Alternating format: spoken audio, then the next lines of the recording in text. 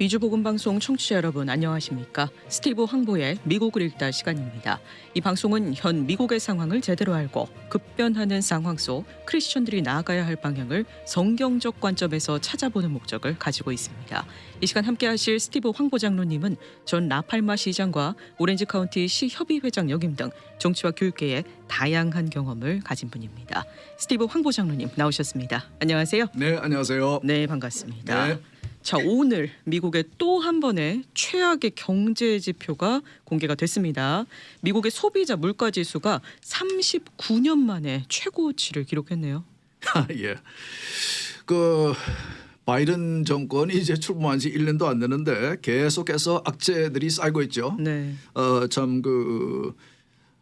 캠페인 할 때도 그랬지만은 계속해서 트럼프 대통령의 모든 정책들을 뒤집고 반대로 하겠다고 이제 그래서 실제로 그런 정책들을 쓰고 있는데 계속해서 이제 악영향이 나오고 있고, 그리고 뭐 러시아나 중국 같은 경우는 이제 미국을 아주 우습게 보고 러시아는 우크라이나를 자꾸 이제 점령하겠다 그러고 중국은 대만을 점령하겠다 그러고, 그리고 이제 바이든 대통령이 추진하고 있는 이 백신 의무화 같은 거, 이 사기업에게도까지도 이제 의무화하려고 하는 것들이 자꾸 법원들에 의해서 제동이 걸리고 있고, 그리고 최근에 연방상원에서 민주당 의원 2명이 공화당과 같이 그것을 못하게 하는, 의무화하지 못하게 하는 법안을 통과시켰죠. 네. 그러니까 이제 대통령이 그 법안이 나의 서명을 위해서 나의 책상에 오게 되면은 난 거부하겠다 이제 이렇게까지 하고 있는데, 모든 것이 이제 참 그래서 최근에 나온 그 여론조사를 보면은 유권자들에게 바이든 대통령이 다음 대선 2024년 대선에 출마하면은, 또 해리스 부대통령이 출마하면은 그를 찍겠느냐라는 여론조사가 있었거든요. 네. 보면은 바이든 대통령을 찍겠다는 사람은 22%, 그리고 해리스 부대통령이 출마했을 경우에 그에게 찍겠다는 사람은 12%. 와. 그리고 민주당을 지지한다는 유권자들이 바이든 대통령이 다음 대선에 다시 출마해야 된다고 이렇게 여론조사에 답한 사람은 36%밖에 안 됩니다. 네. 그만큼 바이든 정권이 1년도 안 되는데 국민들의 신뢰를 잃고 있고, 그런데 방금 말씀하신 대로 오늘인가요? 네. 어제죠? 오늘이죠. 네. 오늘 아침에 그 나온 11월 달에 그 인플레이션 레이트이 이제 발표가 됐는데 10월 달에는 0.9%가 올랐고 11월 달 지난달에는 0.8%가 올랐죠. 그러니까 두 달 사이에 1.7%가 올랐고, 지난 1년 동안에 작년 11월에 비교해서 1년 동안에 6.8%가 올랐습니다. 네. 이거는 방금 말씀하신 대로 39년 만에 가장 높은 지수이거든요. 네. 이것에 대해서 지금 그 많은 국민들이 지금 그 바이든 정권을 불신임하는, 이 가운데서도 계속해서 그 잘못된 정책인 이제 여러 가지 과다한 지출을 계속하겠다고 지금 이제 추진하고, 지난번 선거에서 유권자들이 바이든 정부가 마음대로 할 수 있는 그런 의석수를 만들어주지 않았음에도 지금 자기들 마음대로 과다한 지출을 계속하겠다는 것이거든요. 아시는 대로 지금 이제 모든 그 연방 정부의 매년 예산이, 지출 예산이 수입 예산의 30%를 넘는 적자 예산이고, 그리고 지금 이제 연방 정부의 그 부채가 이제 28 트릴리언 달러인데 미국 경제 규모가 23 or 24 트릴리언 달러밖에 안 되거든요. 네. 이거와 같이 이 국가의 부채가 국가의 경제 규모 GDP보다 많은 경우, 지금 한 120% 정도 되는데, 그리고 이 국채인 10년 국채인 10-year treasury 그 레이시 오늘 보니까 인플레이션 레이시 나오고 나서 1.5%에서 1.45%로 떨어지더라고요. 네. 떨어지고, 그러나 인플레이션이 6.8%, 이와 같이 이제 인플레이션이 국채의 그 인터레스트 레이트보다 높은 이런 상황은 미국 지금 120년 동안에 딱 3번, 이번을 포함해서 3번째입니다. 네. 근데 이제 언제 그런 일이 있었냐면은 1차 세계대전하고 2차 세계대전 때 과다한 지출이 있었거든요. 네. 그 과다한 지출로 인해서 부채가 늘어나고, 그리고 이제 부채가 GDP보다 높아지고, 그리고 이 국가의 국채에 대한 이자가 인플레이션보다 낮은 이런 이상한 상황이 생긴 것이, 이번에는 팬데믹 동안에 엄청나게 많은 정부가 지출을 했고, 네. 또 이제 지금 이제 바이든 정권은 더 지출하겠다고 지금 이제 무리를 한 그 정책을 쓰고 지금 추진하고 있지 않습니까? 네. 왜 그러면은 인플레이션이 이렇게 올라가는데도 오늘 아침 이 수치가 나온 후에 바이든 대통령이 다시 나와서 이제 TV에서 자기 입장을 발표했어요. 밝히면서 하는 얘기가 이거 별거 아니다 그러더라고요. 39년 만에 가장 높은 인플레이션이 나왔는데도 별거 아니라고. 자 그러면은 이제 많은 그 경제학자들은 이제 이렇게 얘기합니다. 이제는 그 Federal Reserve 미국의 중앙은행 역할하는 Federal Reserve가 이제 이자율을 올릴 수밖에 없다. 네. 테이퍼링을 빨리 가속화해서 테이퍼링을 끝내고 그리고 이제 그 인트레스트 레이트를 올릴 수밖에 없다고 하는데 실제로는 이 역사적인 관점에서 인플레이션 레이트를 관찰해 온 전문가들은 어떤 얘기를 하냐면은 이거는 이제 많은 미디어에서는 얘기 안 하고 있는 것 같아요. 어떤 얘기를 하냐면은 이런 경우에는 세계 1차 대전 후에도 2차 대전 후에도 정부가 써온 정책이 뭐냐면은 인플레이션을 내버려 두는 것이에요. 이유는 네. 왜 내버려 두냐면은 지금과 같이 이 국가의 채무가 국가의 GDP를 훨씬 넘어서는 이런 상황에서 이제 그 비율이 있거든요. 부채와 GDP의 비율이 지금 120%인데 이것을 낮추기 위해서는 인플레이션을 놔두면은 국가 채무의 그 가치가 떨어지는 거예요. 네. 그러면서 그동안의 GDP는 올라갑니다. 그러면 120%였던 것이 그 반으로 줄어들 수가 있어요. 이런 식으로 이 정치인들이 이럴 때 해야 하는 것이 뭐냐면은 이런 이제 너무 과다한 지출이 있고 이제 적자 예산을 쓰는 경우에 그래서 부채가 계속 느는 경우에 해야 하는 일은 뭐냐면은 국가의 지출을 줄이는 것이거든요. 그렇죠. 근데 우리 가정에서는 그렇게 하지 않습니까? 네. 이런 상황이 우리 가정에 있다면은 이제 우리의 지출을 줄이죠. 그런데 이 정치인들은 그걸 못 합니다. 지출을 줄이지 못해요. 네. 그러니까 어떻게 합니까? 이런 이제 이상한 방식을 쓰는 거죠. 그래서 1차 대전 후에도 2차 대전 후에도 이제 그런 방식을 써서 채무와 GDP의 비율을 낮추는 이제 그런 효과를 봤는데 이번에도 말은 안 하지만은 지금까지 계속 이제 그 Federal Reserve의 그 제롬 파월이 그 체어맨이 지금까지 몇 주 전까지만 해도 이거는 일시적인 현상이다. 인플레이션은 오래 가지 않을 것이다. 이런 얘기를 해왔거든요. 네. 근데 실제로 아직까지 인트레스트 레이트를 올리겠다는 생각은 전혀 없어요. 그리고 이런 분들이 그런 분들이 그렇게 생각하시는 분들이 지금 보는 그 관점 뭐냐면은 아마 2023년 내후년에 가서도 이 Federal Reserve가 이자를 올리더라도 아마 조금 지금까지 0.25%씩으로 올렸는데 아마 0.1% 정도 올렸다가 다시 내리든지 하고 도저히 올리지는 못할 것이다. 이제 그렇게 보고 있죠. 그러니까 여러분들 저는 그 의견이 상당히 신빙성이 있어 보이는데 하여튼 우리가 두고 봐야 될 것 같습니다. 지금 현재 상당히 이 재정적으로 국가가 힘든 상황에서도 아직까지도 과다한 지출을 계속 하려고 하는 이런 바이든 정권의 정책에 대해서 여러분이 스스로 판단해 주시면 좋겠습니다. 네. 인플레이션의 피해자는 결국 우리 같은 일반 국민들일 텐데요. 대통령은 그냥 나와서 달래는 수준에만 머물러 있고 뭐 구체적인 계획 같은 건 전혀 여전히 없습니다. 예, 자신은 뭐 이렇게 그런 그 레거시를 위해서 이런 식으로 과다한 이제 뭐라고 그럽니까 이 스펜딩 복지 예산을 자꾸 이제 만들어 가는데 지금 보면은 그 또 하나 통과시키기 위해서 거짓말을 하고 있거든요. 이래서 이제 그 안에 포함되는 여러 가지 복지 프로그램 중에서 10년짜리 법안인데도 이 프로그램은 1년만 하겠다. 이 프로그램은 3년만 하겠다. 이런 식으로 10년이 아니고 네. 그럼 한번 시작하면 그 영구적으로 가는 것인데 아까 말씀드린 대로 이 정치인들은 절대로 예산을 깎지는 못해요. 네. 그런데 이런 식으로 장난을 치면서 거짓말을 하면서 통과를 시키려고 하는 아주 무책임한 그런 이제 정책들을 지금 쓰고 있는 것인데 그래서 지금 이 민주당을 지지하는 유권자들조차도 이 전 정권을 이제 신뢰하지 않고 있는 것 같습니다. 네, 맞습니다. 자, 이렇게 미국의 인플레이션 문제도 심각한데요. 또 연일 핫한 이슈가 있죠. 낙태 문제입니다. 예. 지난주에 우리가 낙태에 대해서 이제 방송을 했는데 오늘 아침에 갑자기 연방 대법원이 이제 오피니언을 내놨습니다. 네. 텍사스주 우리가 전에 한번 얘기를 한 적이 있는데 텍사스주의 그 heartbeat rate 법안 임신 후 6주 이후에는 그러니까 이제 그 태아의 심장의 박동이 느껴지는 이후부터는 낙태를 금하는 네. 텍사스의 아주 어떤 주보다도 아주 이제 스트릭트한 그런 이제 어보션을 못하게 하는 그런 이제 법안인데 그 법안에 대해서 계속 이제 소송을 이제 텍사스 주가 당하고 있죠. 네. 그런데 이 법안에 대해서 오늘 이제 연방 대법원이 의견을 내놓으면서 뭐 그 법안이 마음에 들지 않으면은 너희들이 얼마든지 소송하는 건 좋은데 그러나 우리가 연방 대법원 차원에서 텍사스주의 그 낙태 금지법을 막지는 않겠다. 지금 실행을 하고 있거든요. 네네. 예, 그런데 그걸 막지는 않겠다고 이제 그렇게 오피니언을 내놨습니다.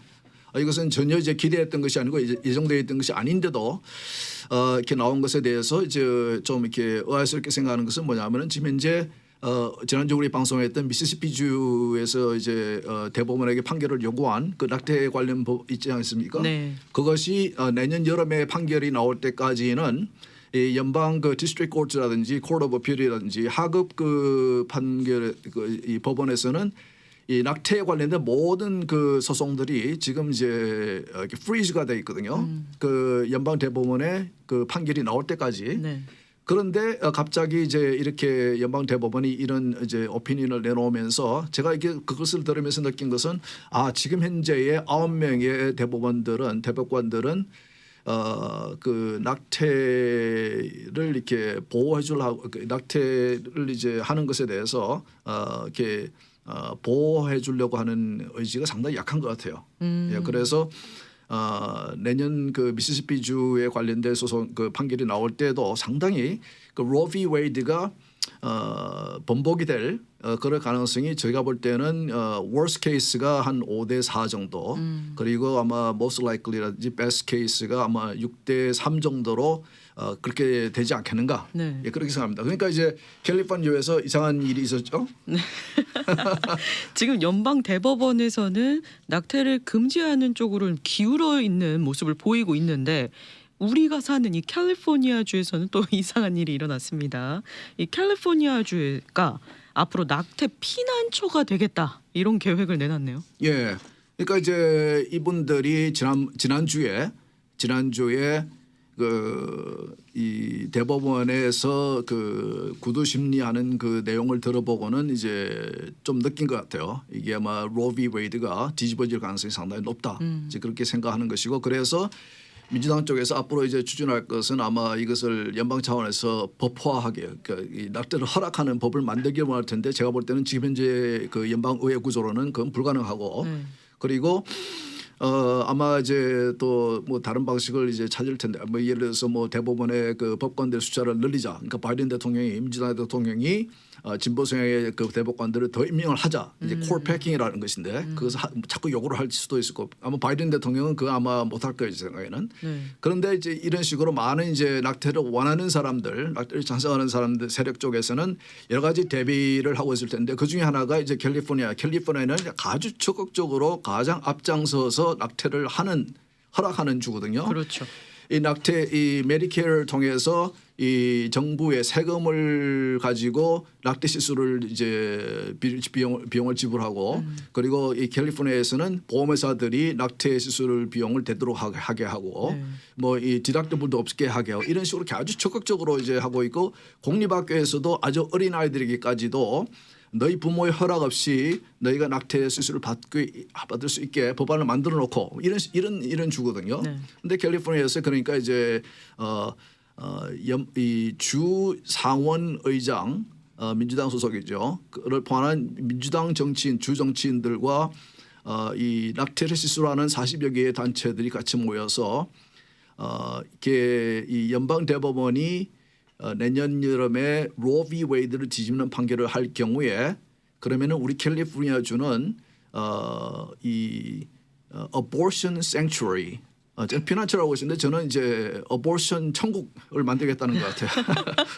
sanctuary야 그러면 이제 예배실을 sanctuary하거든요. 그러니까 이제 그거면 그렇게 이제 낙태를 성역시하는 성역지라는 이런 주를 만들겠다는 이제 그런 생각. 이제 44가지의 recommendation을 했어요. 그게 보면은 이제 다른 주에서 낙태 그러니까 남은 이제 로 비 웨이드가 뒤집어주면은 당장 24개 주 정도가 바로 낙태를 금지하는 법안을 이제 바로 실행할 것이거든요. 그러니까 여러 다른 주에 그런 주들에서 캘리포니아에게로 낙태를 하기 위해서 오게 되면은 그 사람들의 체류비라든지 시술비라든지 교통비라든지 모든 것을 캘리포니아의 세금으로 지원해주는 그래서 다른 주에서 낙태가 금지되는 주에서 낙태를 원하는 주민들은 캘리포니아로 오라. 우리가 다 해주겠다. 이것은 낙태 천국 글쎄요. 이거는 사람을 죽이는 그런 주가 되겠다는 생명을 죽이는 주가 되겠다는 이런 얘기거든요. 그러니까 이 뉴섬 주지사가 나와서 다음 달 1월 달에 발표하는 그 내년 예산에 이분들이 만들어 놓은 여러 가지 이 abortion sanctuary가 되기 위한 여러 가지 recommendation을 실제로 예산에 반영을 시키겠다고 이제 발표를 했어요. 네. 그만큼 캘리포니아가 우리 입장에서 볼 때는 생명을 죽이는 일에 이렇게 적극적으로 앞장서는 그런 주가 되려고 지금 하고 있습니다. 네. 그러면 캘리포니아주로 낙태를 하러 오는 사람들한테 뭐 가스값도 주고 여기서 머무를 수 있는 뭐 체류 비용도 주고 다 주겠다는 건데 우리가 낸 세금으로 주겠다는 거잖아요. 그러게 말이에요. 그러니까 저희들 같이 캘리포니아 내에서 저도 많은 세금을 내고 있는데 주정부에 사실 그 주 세금이 없는 주들이 인컴 텍스가 없는 주들이 많아요. 네. 그 텍사스라든지 플로리다든지 워싱턴이라든지 많이 있거든요. 근데 네. 캘리포니아는 이 인컴 텍스가 상당히 높은 주 중에 하나거든요. 그렇죠. 그런데 우리에게서 우리가 낸 세금으로 생명을 죽이는 데 쓰겠다는 거예요. 여러분 어떻게 생각하십니까? 참. 우리가 아무리 캘리포니아 주민일지라도 정말 크리스천으로서 우리가 생명을 죽이는데 도와줄게 이런 말로밖에 안 들리거든요. 도저히 우리가 용납할 수 없는 일이고 참 여러분들 참 민주당 그 정치인들이 이런 일에 앞장서고 있다는 것 적극적으로 앞장서고 있다는 것에 대해서 유권자로서 여러분이 투표할 때마다 좀 우리가 좀 깊이 생각을 해봐야 될 것이 아닌가 저는 생각이 드네요. 네. 근데 장로님 말씀하신 것처럼 지금 캘리포니아 주도 연방 대법원에서 로비 웨이드 판결을 뒤집을 거를 예상을 하고 이런 조치를 미리 만들어 놓으려고 하는 거죠. 그렇죠. 지난번에 제가 지난주에 설명해드린 대로 지금 로비 웨이드가 이제 법적인 근거만 놓고 판단을 놓고 봐도 이게 헌법이 낙태를 허락하는 그런 조항이 전혀 없기 때문에 네. 법적인 근거조차도 없다고 이제 판단을 하는 것이죠. 그래서 늘 지금까지 50년 가까이 불안해해 왔는데 실제로 이번에 그 이 보수당의 대법관들이 더 많은 6대3 정도로 많은 이 현재의 연방 대법원은 충분히 뒤집을 수 있다고 이제 가능성을 보는 것이죠. 네. 그러니까 이제 대비를 하는 것인데 이런 식으로 이제 캘리포니아는 마치 그것이 아주 자랑스러운 일인 양 당연히 해야 되는 일인 양 생명을 죽이는 일인데도 이렇게 캘리포니아가 참 기후도 좋고 이 팬데믹 동안에도 참 그 많은 그 세금을 걷어들여서 지금 현재 이 서플러스가 예산 그 이 남는 액이 지난 한 해 동안 32 빌리언인가 막 그럴 거예요. 엄청나게 세금이 많이 거쳤거든요. 그러면은 세금을 깎아주지. 내 세금을 좀 깎아주지. 자기 돈인 양 그런 사실 캘리포니아의 그 주정부 예산을 들여다보면은 굉장한 낭비가 많습니다. 네. 굉장한 낭비가 많은데. 그런데 그런 이 내가 낸 세금을 가지고 여러분이 낸 세금을 가지고 생명을 죽이는 일에 앞장서겠다고 다른 주에 있는 사람들에게 오라고 우리가 낙태를 공짜로 시켜주겠다고 공짜로 유행하고 공짜로 체류하고 시술도 공짜로 하고 하게 해주겠다고 지금 이제 그것을 법안으로 만들겠다고 그리고 메디컬 스쿨의 의과 대학의 학생들 중에서 앞으로 졸업하고 그 이 낙태 시술을 하겠다고 하는 학생들에게 이 주정부의 세금으로 장학금을 주겠다는 거예요. 와. 그래서 이제 지금 준비를 해요. 낙태 시술을 더 많이 할 수 있도록 확대할 수 있도록 확장할 수 있기 위해서 익스펜드하기 위해서 지금 준비하고 있습니다. 정말 낙태 천국이네요. 예, 정말 그 하나님 보시기에 아주 참 악한 그런 일을 지금 준비하고 있는데 네. 옛날 우리가 복음 방송 들으시는 우리 크리스천들 한인 우리 크리스천들 잘 아시고 여러분들이 기도하실 때 또 투표하실 때 잘 생각하시면 좋겠습니다. 네, 또 다른 캘리포니아주 소식 한 가지 알아볼게요. 네. 이제 캘리포니아주에서 사립학교도 주 예산으로 다닐 수 있도록 하는 계획이 시행 중이라고요? 예, 그 미국은 이제 연방제고 연방 정부는 사실은 그 교육과는 공교육과는 상관이 없습니다. 사실은 원래부터 지미 카터 대통령까지는 이제 그 교육부라는 부서까지도 없었어요. 지미 카터 대통령이 이제 교육 노조의 압력을 받고 그때 처음으로 교육부를 만드는데 이 공교육은 미국에서는 이제 주 정부의 이제 책임입니다. 퍼블릭 스쿨은. 그런데 이제 몇 개 주들 중에서 16개인가 15개 주 중에서는 이제 그 바우처라는 걸 줍니다. 뭐냐면은 학생 공교육은 이제 그 주에 사는 주민들 중에서 내 세금을 가지고 퍼블릭 스쿨을 운영하는데 퍼블릭 스쿨을 다니지 않기를 원하거나 혹은 이제 어떤 주로 보면은 이제 시골 같은 경우는 퍼블릭 스쿨이 없는 경우가 있어요. 네. 그런 경우는 이제 주정부에서 그 학생에게 공립학교에 나갈 매년 액수에 대해서 지금 이제 캘리포니아 같은 경우는 14,000불씩 나갑니다. 학생 한 명당 공립학교에 나가는 그 예산이 주정부에서 나가는 교육 예산이 14,000불이거든요. 네. 그만한 액수의 예산을 이제 그 바우처를 줘서 그 돈을 가지고 그 지역에 있는 사립학교든지 이렇게 인가가 돼 있는 학교에 학비로 사용할 수 있도록 이제 하는 주들이 15주가 있거든요. 네네. 그 방식이 바우처가 있고 이제 그 Education Savings Account ESA라는 이제 프로그램이 있는데 과거에 이제 캘리포니아에서도 주민 발의안을 통해서 그걸 이제 바우처를 가능하게 해보려고 이제 노력한 적이 있습니다. 그래서 투표로 붙인 적이 1990년 30년 전에 한 번 있었고 1993년인 것 같아요. 30년 전에 그리고 20년 전에 두 번 이제 주민 발의안 투표로 붙인 적이 있는데 두 번 다 2대1 정도의 비율로 실패를 했습니다. 그것 이유는 이제 그 캘리포니아 주에는 그 이 선생님들 노조 Teachers Union CTA가 굉장히 막강하고 이제 그분들이 그때 투표를 할 때마다 엄청난 돈을 써서 캠페인을 했습니다. 유권자들에게 어떤 식으로 캠페인을 했냐면은 이것을 통과시키면은 퍼블릭 스쿨에 가는 예산이 많이 줄어들게 된다. 그건 당연하죠. 네. 그런데 지금 문제는 뭐냐면은 지난달에 11월달에 그 버지니아 주에서 있었던 그 주지사 선거 때도 우리가 이제 얘기를 했지만은 전혀 이길 수 없다고 생각했던 이 공화당 주지사 후보가 이겼거든요. 네. 이긴 결정적인 이유가 그 후보 간의 토론회에서 민주당 후보가 부모들은 공립학교에서 무엇을 가르쳐야 하는지 혹은 가르치지 말아야 하는 데서 말을 해서는 안 된다는 식으로 이제 정부가 알아서 해야 한다는 식으로 이 얘기를 하는 바람에 부모들이 화가 났죠. 네. 그리고 CRT라든지 이런 이상한 이념적인 교육을 공교에서 하려고 하고 있으니까 그래서 민주당을 늘 평소에 지지해왔던 유권자들조차도 공화당 후보를 찍는 바람에 공화당 후보는 늘 이제 공교육에 대해서 부모들 의견에 맞춰서 해야 된다는 식으로 이제 캠페인을 했고 네. 그래서 이제 그 이게 않습니까? 그와 마찬가지로 캘리포니아에서 지금 현재 여러 가지 그 성교육이라든지 어릴 때부터 문란한 성생활을 가르치고 어릴 때부터 동성애를 가르치고 어릴 때부터